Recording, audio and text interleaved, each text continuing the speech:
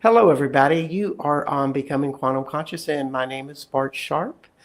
We are on United Public Radio Network and UFO Paranormal Radio Network at 107.7 and 103.5, broadcasting out of the beautiful city of New Orleans, Louisiana. I'm sure it's beautiful down there. I am in Austin, Texas. And also, we are a podcast, a internet radio show, and God, cable television. It's always surprising. I'm always grateful for Joe Maltado and Michelle Deverchet for putting all of this together. I just got to do a radio show. What fun and pleasure that is. Also, thinking of all of these vehicles that we are on, you can also find my own YouTube page at Bart Sharp -1. Become a subscriber. I put that invitation out there, but also you can go to the UPRN Talk Radio website or .com, as they say, and check in there, as well as other YouTube, Facebook, also Roku. So we're spread out there. And today I have Perdita Finn, who's been on my show 3 times now, I think. A prolific writer, a professional writer, all types of, you've been writing all your life, I think, with that. Author of Take Back the Magic, a wonderful book, and then Way of the Rose, which she wrote with her husband, Clark Strand, about the spirituality and the magic of rosary beads. It's a lot more than that, trust me. And today, you are about to embark on the release of a new book in May, The Mothers of Magic. Exactly. Thank you, Bert. I love talking to you. You are one of the people who give me hope in the world and joy in my heart. It really feels wonderful to be back. Well, thank you. We're both on an adventure. That's what I like about you and your books, is you get to see a glimpse of Perdita's adventure, and it's good. It's one thing to read things in theory about how adventure and magic and the other worlds exist, and nature, and how it all intertwines, and how we learn that through our relationships. But you give so much practical knowledge in your books, and Mothers of Magic is right down that line. It's so, every story gives you insight on how a person does it, mainly Perdita Finn and people you've known, people you've experienced. And maybe we want to start with what is the basic theme of Mothers of Magic?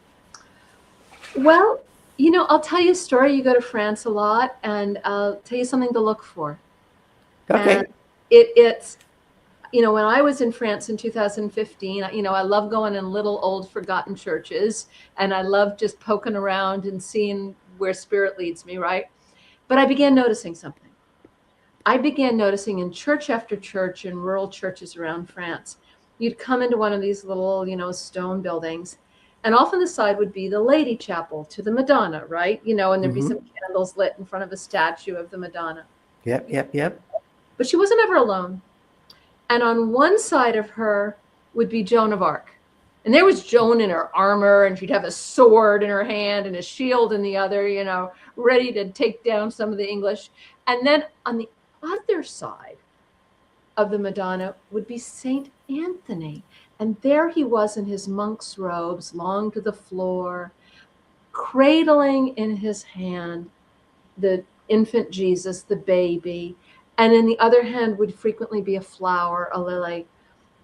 And so I'm looking at this, and I know I'm looking at something big, and I'm trying to take it in.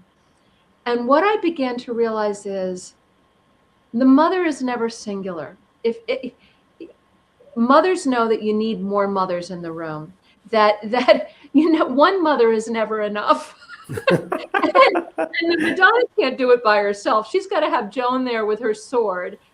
And she also needs St. Anthony there to be gentle and tender and put the baby to sleep for her so she can get a break and read a book. And, you know, that, that, and it was also telling me something about gender, which I think in this crazy age we live in is worth thinking about, which is a mother can be a woman who's a warrior, Mm-hmm. and a mother can be a man who is a nurturer.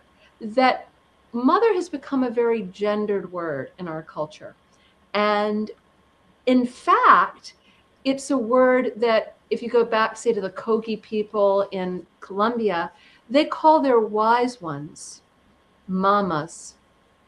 The mamas. The mamas are the men or women who have spiritual wisdom to share. And if you suddenly I began looking all around the world, and you follow any religion back, I don't care whether it's Hinduism or Judaism or whatever, you always begin to find not one mother, not one Madonna, but 9. The Kogi people Mm-hmm. have 9. In Iceland, they're the 9 goddesses who will give birth to a singular god collectively together. In Greece, we have the 9 muses. Muse seems like it's a word that's separate from mother, but actually goes back to menses and moon mothers, the 9 moon mothers. And in India, we have the 9 manifestations of Durga. Wherever you go around the world with cultures, if you get back behind religion, there isn't a singular deity. There were a lot of mothers in the room. And this book is about, I began to think about what would happen if we had more mothers in the room. What if instead of wanting to be, what if everybody wanted to be a mother again? What if our generals were mothers and saw themselves as mothers? What if our CEOs saw themselves as mothers?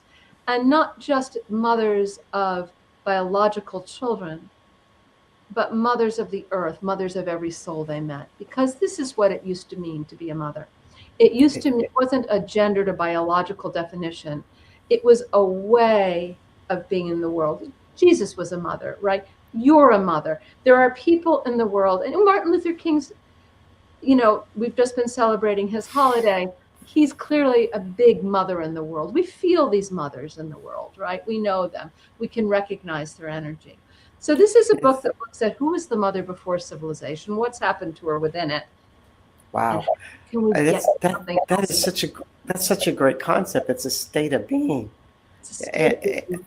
and I think about right now, we have these 12 monks and a dog walking across the United States to generate peace. And of Yes. course, we're always seeing this if you're on some sort of social media, photos of them or videos of their next Right. day. And, it just seems like the crowds are getting bigger. There's this creation, but yet they're in a state of being and mothering. They are nurturing a concept of peace.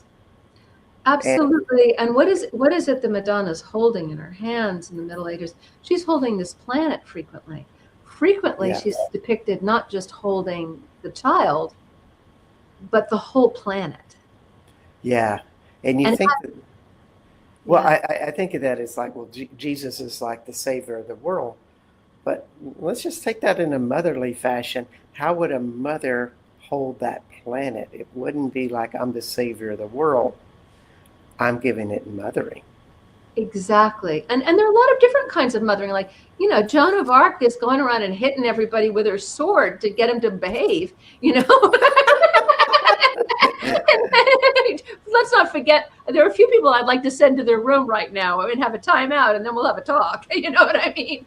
But I mean, mothers do that too. I mean, Kali is ferocious, right? And one of them, in India, I think we get a wonderful depiction of it because you can have Parvati, the beautiful, loving mother, with Shiva at her side and Ganesh in her lap. And then you can have Kali, the mother who comes, home and says, "What do you mean you didn't do your homework?" You know what I mean? Like, Yes. we have there, but maybe what's needed is not one mother, but everybody showing up. This book for me originated, Bart, and I write about this. I was a young woman. I was 29, and I was teaching in the inner city in New York, and I'd had a very bleak day. One of those bleak days you can only have in your 20s, when you think you've reached the end of the world. Yeah, yes. you know, and I wasn't dating anyone. I was recently divorced. I thought, oh my gosh, my best friend had a child. I thought, like, I'm never gonna have kids. It's too late for me. And I'm teaching in the school that has no money, and I get there really early in the morning to make it as beautiful for the kids when they show up as possible. Like, I want it to be an oasis, a sanctuary for them. And, with, tea on and music playing and the plants watered and the feeling of just like we're coming in not just to be, industrial drones, but we're coming in to have a cultural experience together. Anyway, I arrived really early to get everything, the tea on and everything. And we have pet mice, right? Just, keep. Yes. And the So rat nurturing environment. gotten into the mice and killed them all. And it's a nightmare. It's a bloodbath. And so I've had to clean this all up before the kids show up. I don't want to, I've had to, go in and clean the whole horror up. And I'm looking out the window after I've got it all done. And I'm looking out across New York City. And I'm looking at all the despair. I'm working with kids who frequently are homeless, who are living on the subway.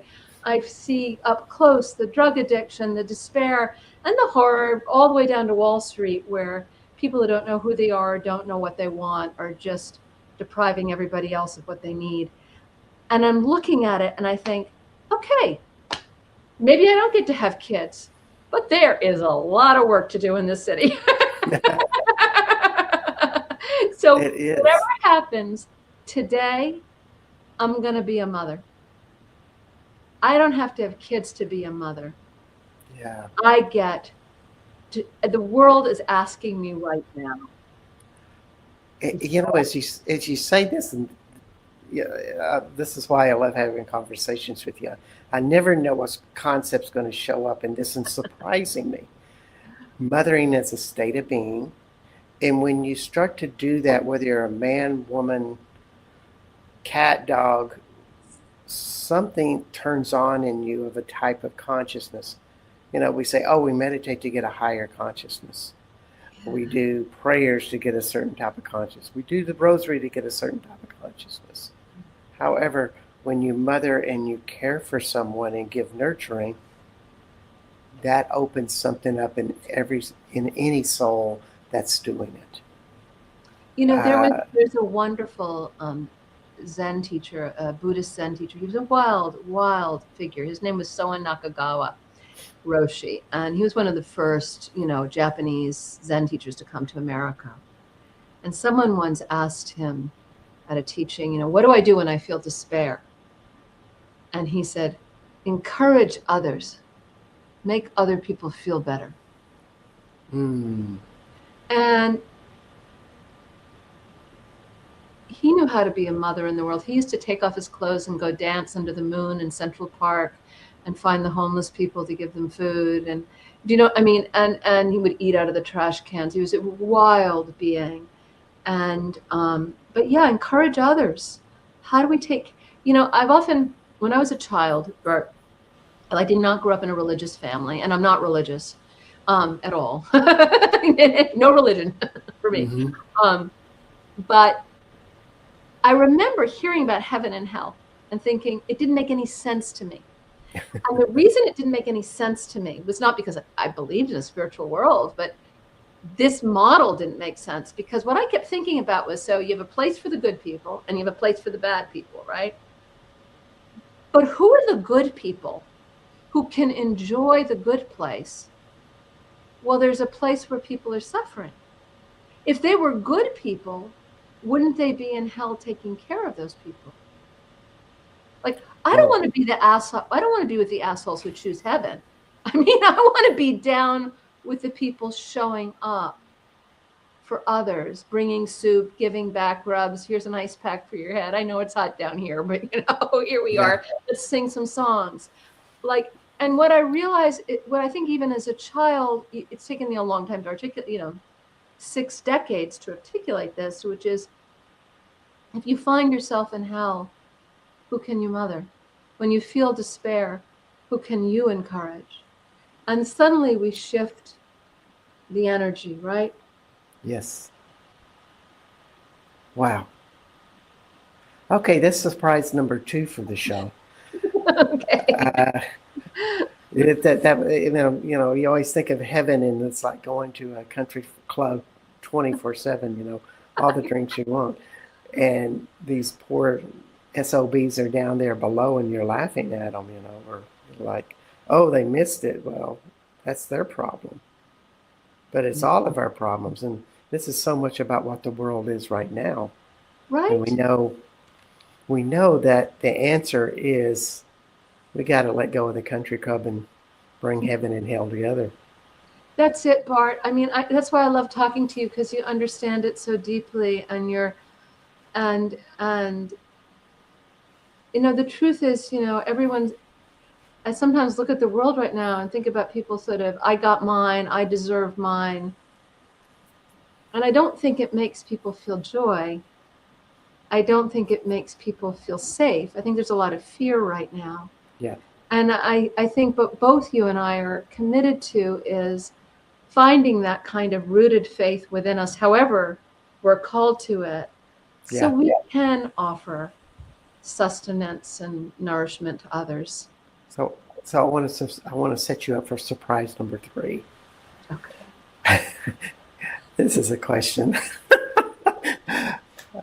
Building up the suspense right now. So we have all of this fear in the world. How do we, as mother conscious, change the fear?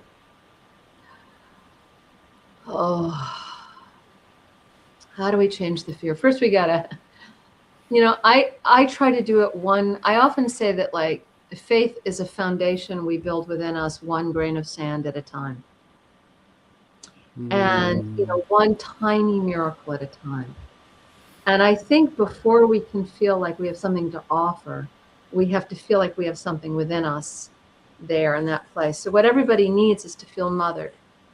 And one of the things, nobody feels like they get enough mothering in civilization. And that is by design.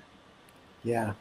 And when I talk about civilization, I'm talking about this kind of 8,000 to 9,000 year experiment in human supremacy and human sedentism that has created this idea of monotheism and the corporate homogenized being.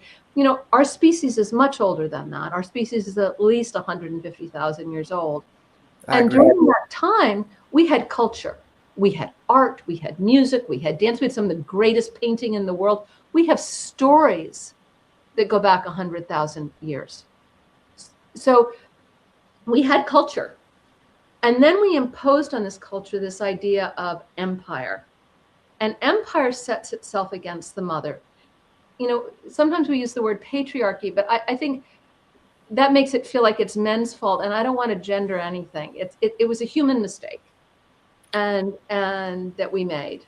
Well, it was a human progression. Every astrological era has its influence. Right. We just went out of the Piscean era, which is man-made law. Mm-hmm. But now we're going into Aquarius, which is nature-made law. Well, needless to say, as you probably guessed, I am an Aquarius, and all my houses are an Aquarius. Oh my God. Here I am. I've been waiting for the age of Aquarius for 63 years. Finally, I got it, Mm-hmm. So we had this, we used to, if you go into an indigenous culture, one of the things I find really interesting, I love to read anthropology, and I love to try to imagine what it was like to exist in this pre-civilized state. There wasn't a sense of ownership or property. Nobody owned anything. You were a people who were traveling with the herds and the seasons.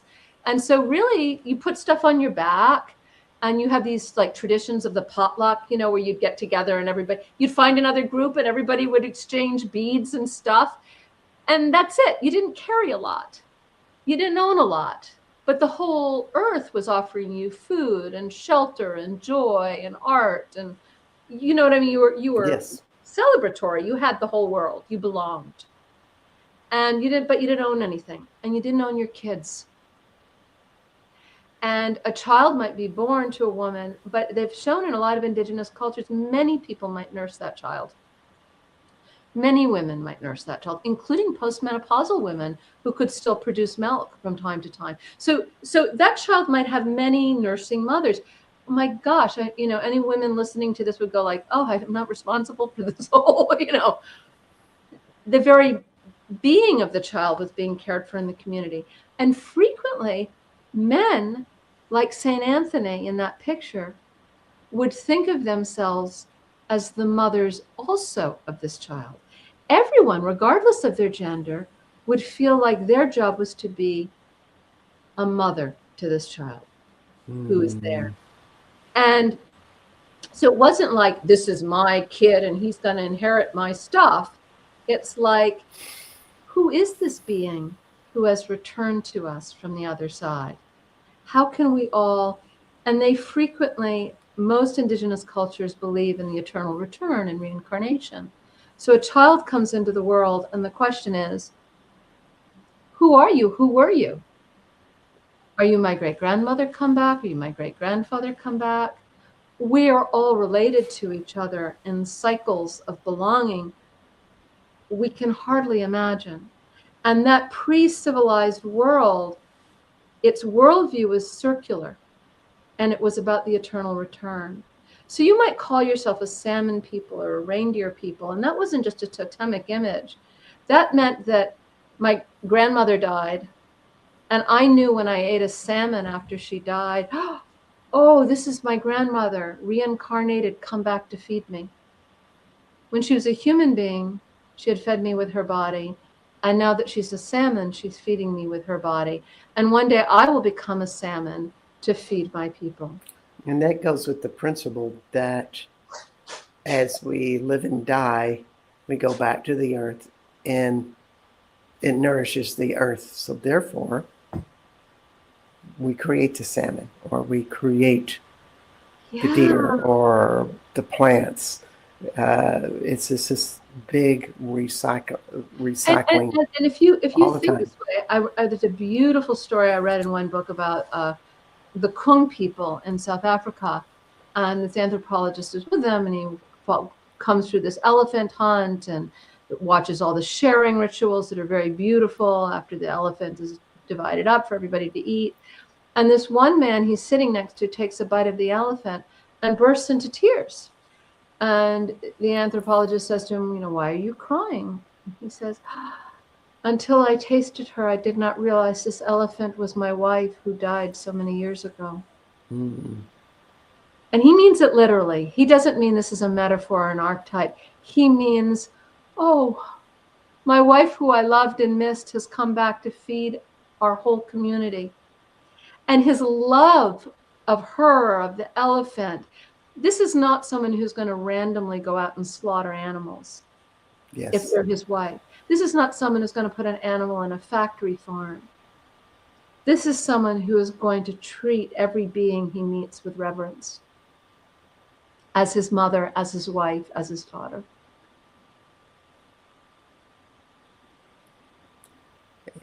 And it really just brings that whole connection all together. It's something you said earlier that I can't really let it go without talking about it. When you do give a mother an energy, it's an empowering to yourself. Oh. It's like you're becoming a magician of sorts. Because you're really starting to say, if I give to this person in a kind and caring way, something lights up in that other person. And it was my decision to be that state of being that helped. It's so interesting. I don't think of mothering as a gendered experience, but I have given birth and I do have 2 children. And there's a great midwife. Her name is Ina May Gaskin. She was one of the people who really regenerated the midwife movement in this country. She's a wonderful person. And she wrote a book called Spiritual Midwifery, which I read when I was pregnant. And her advice to laboring mothers was, get your S together, get your stuff together, because you are becoming a mother, not just to the baby you're about to give birth, but to every person in that room. So you start showing up like as a mother in labor. Mm. And I was stunned by this. And I actually practiced what she said, which was, it's a pretty intense experience and you're like screaming at the top of your lungs, but you also have to turn and say, how are you? Who are you? What do you need? Do you need anything? To the cab driver, to the nurse, to the midwife, to the orderly who comes into the room. Like, how can you also be? And what that does for you is you don't get lost in your own pain. You get, and then also everybody's nicer to you because you're being nice to them. Which also, do you know what I mean? Like, so to talk about that reciprocity, like, how can we, I think right now, I am sure you're feeling the same way I'm feeling, which is like, can't we just all be a little nicer to everyone now? Yeah. And it really brings me up to the people that maybe they have a child or something, but they can't embrace motherhood. They're disconnected. They're resistant to doing it. They think that they're losing something. All of these things that we learn through dysfunctional families, the way society is. The nuclear family. Yeah, we can blame it on AI if we wish. But and to put a woman alone in a house all day with a toddler by herself is a torture few people have ever endured. You know what I mean? Like, nobody wins. The kid doesn't win. The mother doesn't win. Nobody wins.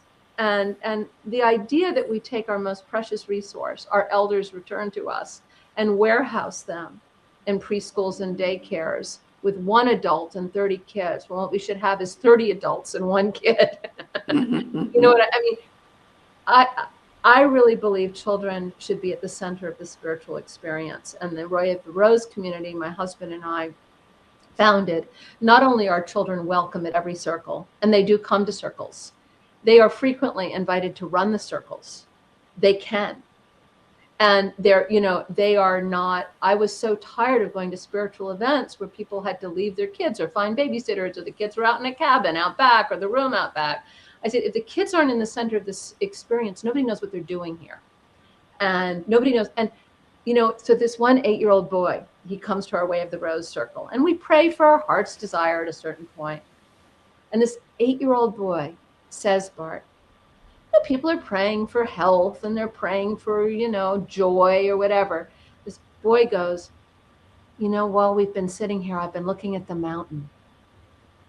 And I've been thinking about, what is the mountain praying for? Because whatever the mountain is praying for is making this whole land work. So I want to pray for what the mountain wants.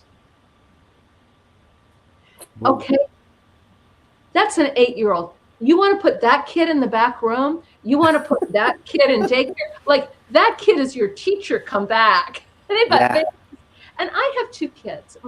My kids are phenomenal. And, but they are the wisdom.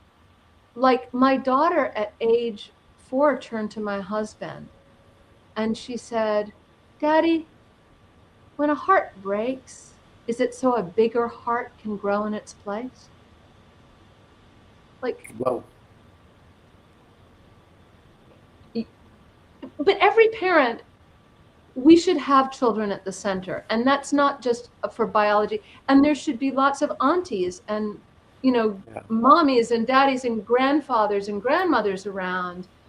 I just like to say that I think I'm going to write that out on my Facebook page today. And probably get about 100 likes on it. It's a true form of spirituality that when a heart breaks is in an opening for a bigger heart to come through. To me, that's a choice. It's an opportunity, because death and rebirth always happen, and we never know what's going to happen as a result. And when you fall in love, your heart's going to break. At some point, even if you're married for 75 years, one of you is going to go first. You know what I mean? And, Or somebody's going to get rejected.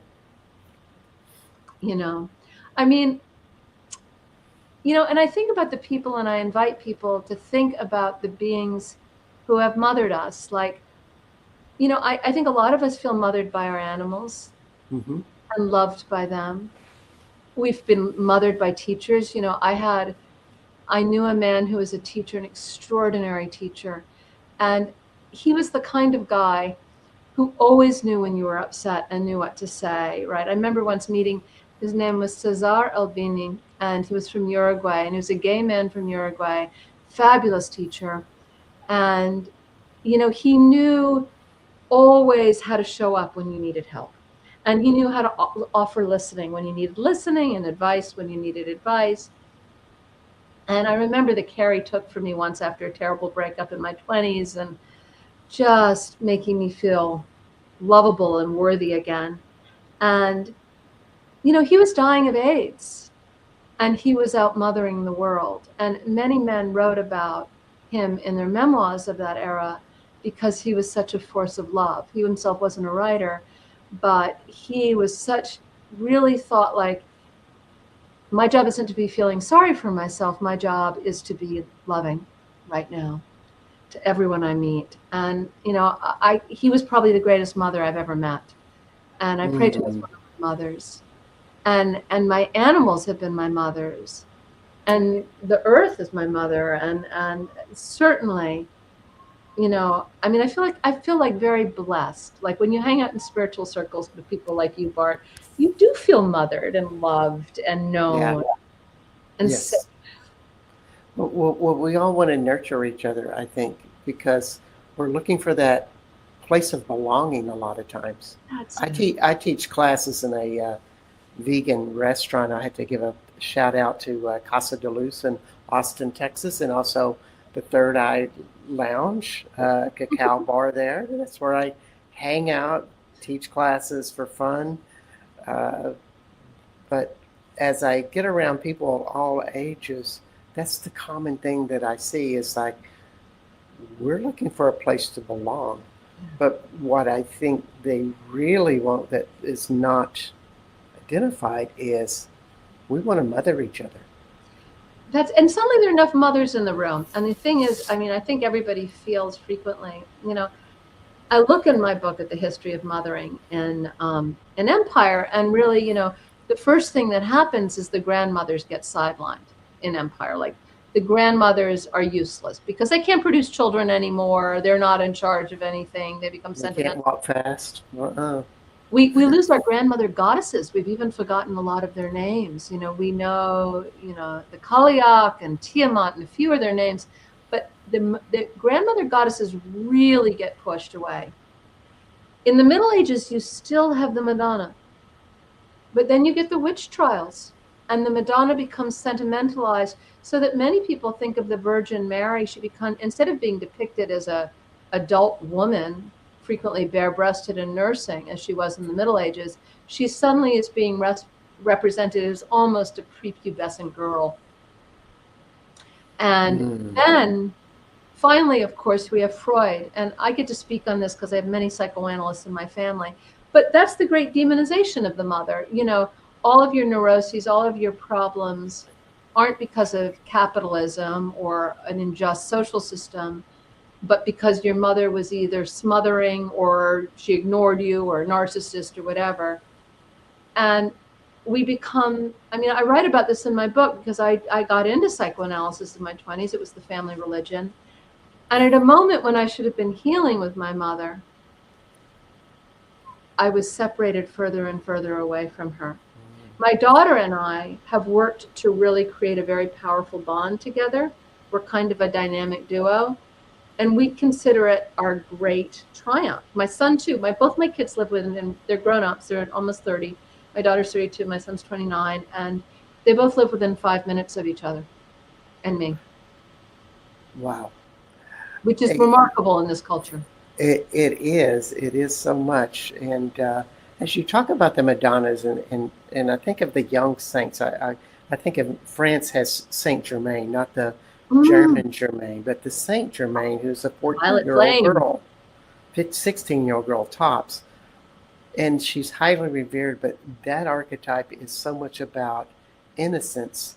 And I think that's kind of the masculine pigeonholing of like, we want to make feminine innocence, we want to make it young because we as masculine people have lost that. And that's how we find the women useful, is to remind us of innocence 100%. and beauty, as 100. opposed to what you're talking about of no, it's something internal so deep inside that we have a nurturing powerhouse inside of us. We call it Everybody mothering, does. but it's growing. It's like you hold the seeds where everything is planted. I think that's When I what. first met my husband, Bart, I'll tell you a funny story.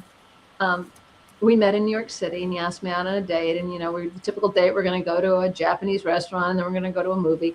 And we're walking across this big avenue, Broadway, four lanes of traffic. We get to the median strip. And we've been walking for about 5 minutes, sharing, details of our lives for 5 minutes. And he stops in the median strip with all these cars running all around us. And he says, I have to tell you something before we go any further. I'm like, oh no, what am I going to find out? Another date in New York. Here we go. And he stops and he says, I have to tell you. And I could tell he didn't even know why he was saying this. He said, I was raised by a lot of women who adored me. And I was so startled. And I didn't know, was he telling me I had to adore him? I didn't think so. What was he telling me? And so I really wasn't sure. I was so startled. It wasn't like anything I'd ever heard a man say. And so I said, well, tell me about these women who adored you. And he did. And he told me about how he was born. And his mother was young. She was 19. But she lived with her mother, his grandmother, who was a force, and her sisters, and her mother, and their aunts, and all of these women who were in the house, and all who had different powers, different characters. His grandmother was a terrifying Kali-like being, fierce. But then there was the old soft woman who'd pull him on his lap and tell him stories and give him cake. You know what I mean?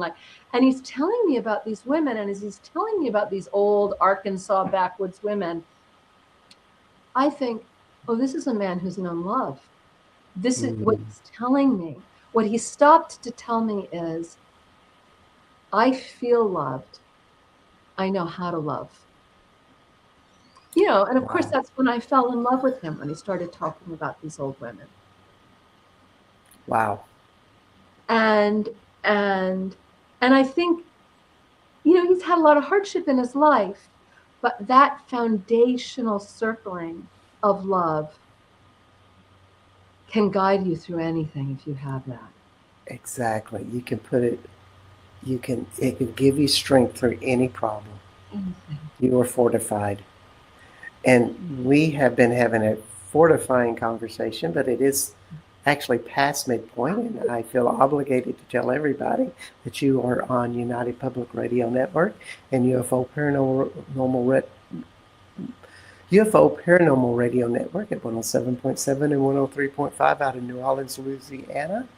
My name is Bart Sharp, and this is Becoming Quantum Conscious. Our guest today is Perdita Finn, author of Mothering Magic. That's not right. Mothers of Magic. Mothers of Magic. Also, Take Back the Magic was her previous book. It's just so funny. Mothers of Magic's on the motherly. It has more stories about feminine, whereas Take Back the Magic, so much about your relationship with your father. Yeah. Next book's about my sister. My whole family's going to get included. I love it. I'm not joking. I love it. And they're both great books. But just to take a break from this great conversation, tell me some of the projects you're doing right now. I know you're on Substack, and people can subscribe to your Substack group. You just have to Google Perdita Finn, and all of this stuff will show up where she is. She's everywhere. But what other projects are you doing? By the way, this book is coming out May 10th, you said? May 5th. And May I'm going to have 5th. a week before Mother's Day, and a big Mother's Day party here in New York for it. Woohoo! So, I'm just real, once you start working with the old mothers, they keep you pretty busy. They have you stirring the pot, as it were. So I got a lot going on. Here's the thing. I've got, if you go to my website, Take Back the Magic, you can find everything. You can find a link to my Substack. I have both a free and a paid Substack. I offer a lot of options on my paid, but I do a lot for my free Substack. I believe in giving a lot of this away. So don't think if you sign up for my, my free Substack, you're getting lesser, you're getting lots. I offer a lot of workshops on working with the dead and accessing. I'm doing a whole series this year of weekend intensives on creating with the dead, dying with the dead, healing with the dead, and parenting with the dead. How do we shift our, how do we get helpers? Because one of the things is it's very hard to get the mothering we need in the modern world. So how can we get the mothering we need from the other side? Yeah. So that's what a lot of those workshops are about. My husband and I are teaching a workshop together. We taught last year. We're going to teach it this year. It's called Whole Earth Animism. And it's really about learning again to get outside of our human point of view and be in relationship to what our daughter calls the animate everything, the frogs, the trees, the mountains, the rain, what St. Francis called, brother sun and sister moon, how to feel brotherly and sisterly with all that is, and really to be in conversation, which means learning how to listen and speak and tell stories. It's a kind of storytelling adventure through the mythology of the world. That has a few spaces left in it. And I'm working on another book. I'm always working on too many books. My husband and I are writing a book together called Circles Not Lines, Spiritual Community Beyond Patriarchy, which is about our Way of the Rose community, but not just for our Way of the Rose community, because we're fascinated about why spiritual communities go south and, get into so much sexual and financial trouble. And what are the kind of principles that can protect from that? So that book I'm actually writing that on Substack. So if you want to see what's happening and read some chapters, just come on my Substack. You can have it for free. Yeah. Oh, I'd imagine it's going to be great. I love the Way of the Rose, and to just share a little bit about that book. Clark writes a chapter, Perdita then writes the next chapter, and then it goes back and forth. And you get a little bit of the difference between the writing styles, but there's such a synchronicity between the styles. And yet they seem to hold the balance together, because you two are so intertwined in all what you do. We are, and we also just want to really, I think a lot of people, our publisher wanted the subtitle of that book to be The Radical Power of the Divine Feminine Hidden in the Rosary. But we are not, I know, we are not devoted to the divine feminine or the sacred masculine. I mean, what I always say to people is when you begin to embrace the long story of your soul again, you realize we've all been men and women and 36 different gender of fungi. We've all been a lot of different things. We've been plants and animals but we need balance. We need to find our balance, and that sacred alchemy. Alchemy is the sun and the moon, right? It's the light and the dark, the yin and the yang. We all contain multitudes. So the rosary is a prayer that balances masculine prayers and feminine prayers, and integrates them. And so we wanted that book to have two different voices. Yeah, to me, the rosary isn't even about a prayer as such as it's like a magnification of being that's connected to greater things. Right. And that's what I got from this. This is an ancient practice that people have been doing for people have been doing bead practices for 150,000 years. Yeah. They've been making beads, and why do they make beads? And for prayer. Yes. Every religion has a tradition of using beads for prayers. It's acknowledgement of that power. So much of what you're saying in the book of like the mothering power that you are giving and receiving to others, the world, the mountain, always gets back to you. Therefore, you're connected. Therefore, you are bigger energetic space. I don't want to say empowered or powered or, we always use that. It feels so masculine. This is not. This is something beyond that masculine, feminine thing. It's just being a bigger space inside of you. I'm going to go back to St. Anthony and Joan of Arc. I love them both so much. But, one of my favorite stories about St. Anthony is that, and the reason St. Francis put him in charge of everything is he came out one day and St. Francis was giving his sermon to the fish and talking to the fish. Like they were as much his children as that Christ child. The animals were, and every other being. He was talking to them. He was in relationship to the whole world. And I think when you talk about belonging, when we really start to access this stuff, we really do feel like we belong. We belong to the ground beneath our feet. We belong to the trees, the animals. I'll tell you a story. My daughter has a very bad illness, and that's been really hard. It's incurable, genetic illness. And the night it was diagnosed, she'd been sick for 7 years. And until this point, there was this fantasy, like, we're going to figure out what's the matter, and then there'll be a pill, and she'll get better, right? That's the American fantasy. And we'd gone to this doctor, and she had told us about this disease whose name we could hardly pronounce and had never heard of, and said there's no cure, and it's degenerative. Which is terrifying, right? Yes. The worst news in the world. And it was January, and we were trying to take it in, and you're starting to Google, and the Google sites are terrifying and overwhelming, and the whole thing is feeling like too much. And I said, stop, shut the computer. We got to go out for a walk. And it was like 10 degrees outside, but we bundled up, and it was nighttime, and we stepped outside. I live in the woods in the mountains, and the stars were very clear overhead, and we were shaky and scared, and we walked in silence for about 5 minutes or so.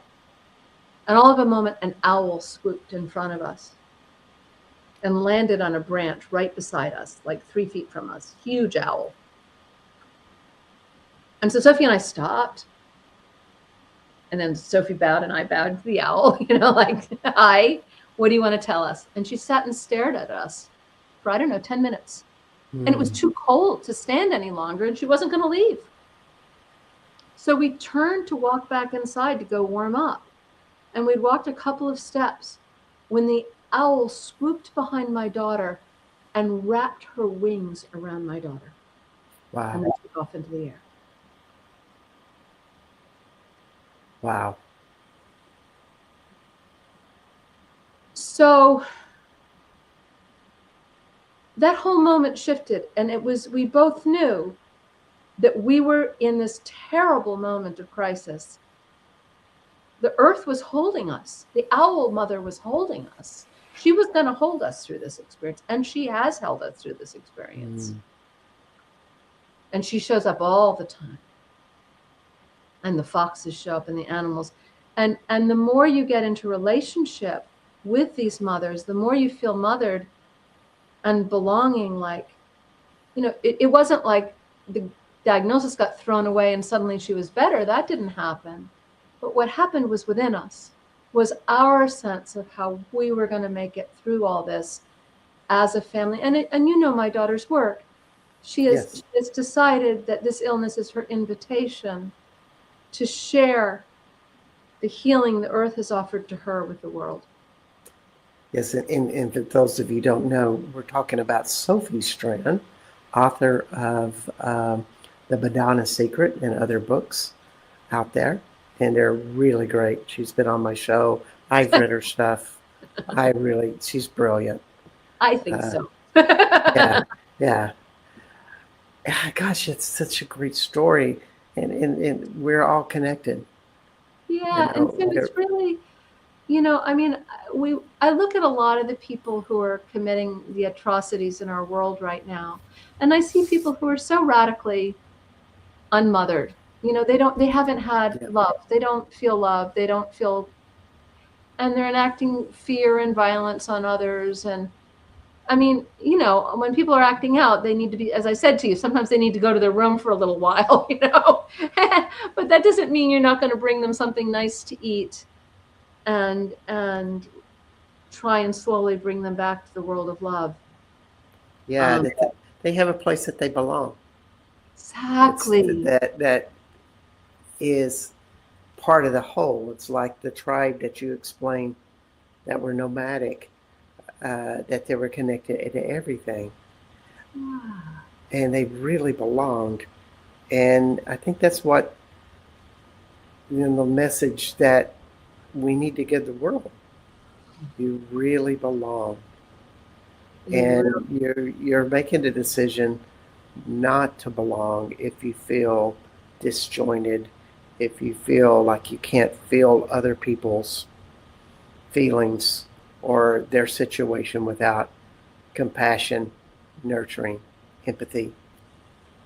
Uh, well, and one of the things I think, and what I talk about a lot in this book, is the thing that I find very, very helpful in for myself is, you know, civilization has convinced us over 10,000 years that we only have one life to get it right. You know, here we are on that mhm. conveyor belt that's going to drop us either into the bin of heaven or the bin of hell, right? Like you Yeah. get one life, you're either going to win and get all the toys or you're going to lose and not get any, right? But that circular vision says there's always more time. There's always Yeah. another life. And you can have a life that looks from a, you know, capitalist corporate perspective like not very important and have done great, great things with that life. My sister died a month and a half ago, and she was someone society would think of as maybe not having done a very good job with life, you know. And she was on disability, she'd smoked cigarettes, she'd had a stroke. So I often say her life gave her, you know, bad luck and worse choices, right? But in our family, she's remembered as the person who was the greatest gift giver in the family, even when she was destitute. And she was often destitute, and she would refuse help. She would find a book in the trash can and give it to you that would change your life. And Mm. we all have stories like this about my sister. Like Uh, she was a gift giver. And she was also, you know, her last words to me, and she died unexpectedly after this. She said, you know, I'm a miracle, and you're a miracle too. I hope you can remember that. And she came to me in a dream after she died to tell me and remind me of this conversation. And I look at my sister and I realize, like, she's one of the great ones. You know what I mean? She's one of the yeah. great ones. And I don't know Mm. how she's coming back. My daughter, when she was dying, said, you know, you come back to me and I will call you your name again. I will find you. And but we don't know what a life looks like. We don't know. You might change one person's life. You might give one gift to someone or one word of encouragement to someone that changes the whole world. My sister was a great mother. She was beloved by her daughter. I experienced her as a mother in my life. She'd been a Mm. great preschool teacher, and she was someone who saw herself that way. And even the nurses at the hospital were talking about how even as she was before she slipped into unconsciousness, how much love she'd offered to them. And so we don't know. So one of the things I also say to people is, you know, we have more than one life to get it right. We have Yeah. so much time to love. Right And now in the world, somewhere in this world is is the mother of your next life. Where is your next mother? indeed, it's one of those perspectives that is a peak experiences in the whole karmic panorama throughout all lifetimes. And I think that's a lot what the book Mothers of Magic does open for the reader. It's a wonderful book. Coming to the end of the show, thank you so much for Perdita for being on the show. You are on United Public Radio Network and UFO Paranormal Radio Network, 107.7, 103.5. You can find Perdita at takebackthemagic.com. Thank you so much for being on the show, hon. Thank you, Bart. I love talking with you. And thank you for all of the mothering you bring to all of us, with all of the people you bring together. And I feel so nurtured and so cared for by all the work you do in the world. Well, it's just fun to be with all of these phenomenal people. And I had to stop the show, so we'll see everybody next week on Becoming Quantum Conscious. Blessings and bless you, Perdita Finn.